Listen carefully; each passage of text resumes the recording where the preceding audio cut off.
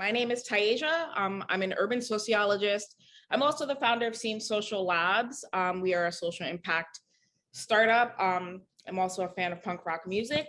But our company likes to look at data beyond numbers. So I'm here to talk a little bit about the work that our team does. We call them badass scientists. And we really care about the future, but we really think that future is focused on the lived experience. So that's kind of what I want to get into. Now, I know that a lot of us here today talk about the metaverse, AR, VR, even Web3, and all of that is super exciting.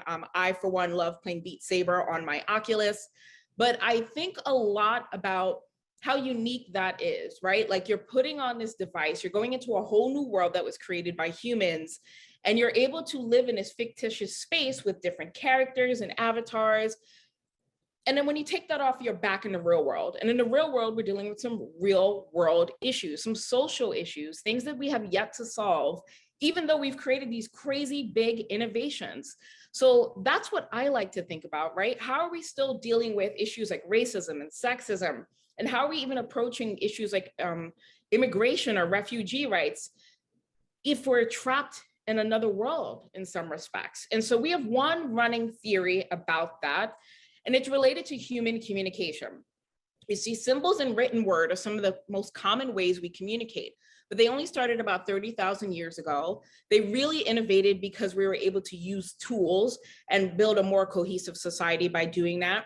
We further developed this by creating the print industry, and then that even went more rapid a couple of 100 years, 300 years after, when we started doing technological innovations, right?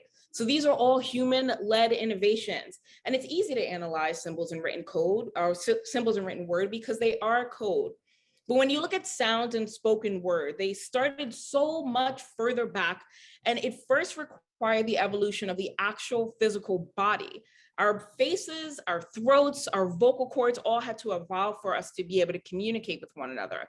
And once we did, we still found that there was so much nuance in our communication that we needed the ability to use symbols and written word to actually help us get past those hurdles.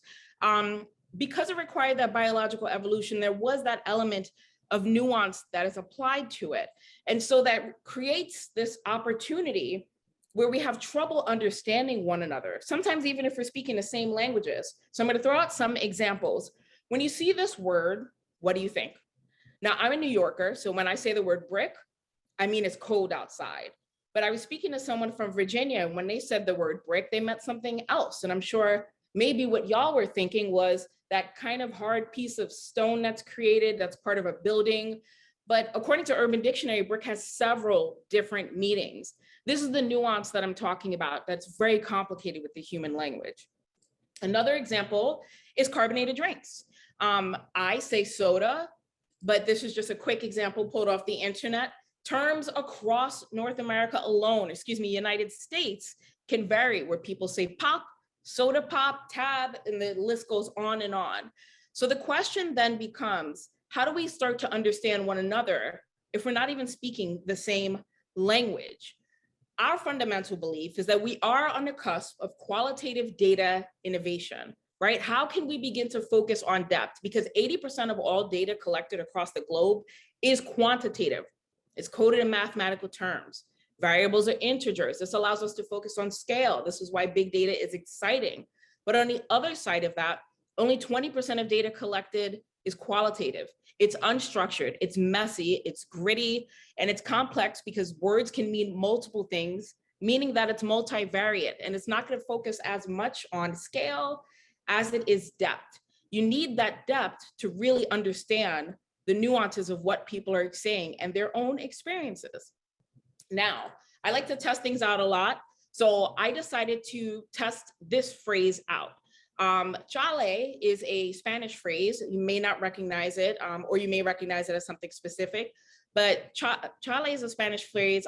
In Spanish, they have over 40 dialects across the diaspora, and Chalet specifically relates to Chicano. So I ran this word through Google Translate and got nothing, right? Chalet means chalet.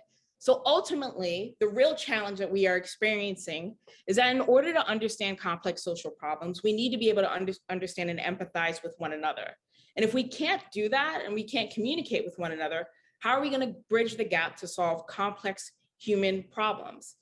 Ultimately, context is queen, but if coding and what meaning single sources and one things can only mean one thing, we're going to be far away from understanding one another, which is why fundamentally our belief is that the future is about understanding the human experience. It's about understanding the lived experience, and it's about existing in a world where data is beyond numbers. Because if we treated data as something beyond numbers, we would actually know that the word Chalet means hell nah. And to kind of close out, I want to use a quote from one of my favorites, Audre Lorde.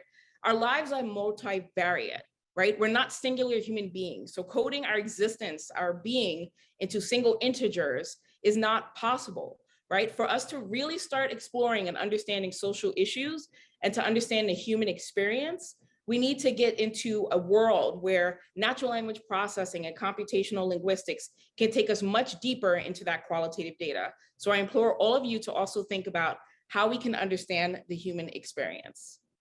That's all I have. Thank you.